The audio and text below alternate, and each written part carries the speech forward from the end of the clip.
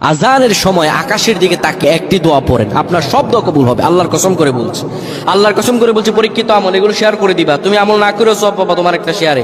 এটি যদি শুনে অন্য কেউ আমল করে তুমি আর সওয়াব পেয়ে যাবা।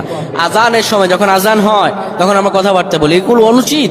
আপনি আজানের সময় আকাশের দিকে তাকিয়ে একটি দোয়া পড়বেন। এই দোয়াটি আমরা অনেকেই পারি। এখন বলবেন হুজুর কমন পড়ে গেছে দোয়া।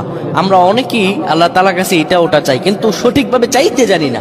সঠিকভাবে কোনো ব্যক্তি যদি চায় আমার আল্লাহ তাকে দয়া করবেন। আল্লাহ বলেন, বান্দা উদউনি আস্তাজিব লাকুম, আমার কাছে চাও আমি আল্লাহ সব দিয়ে দিব। সুবহানাল্লাহ।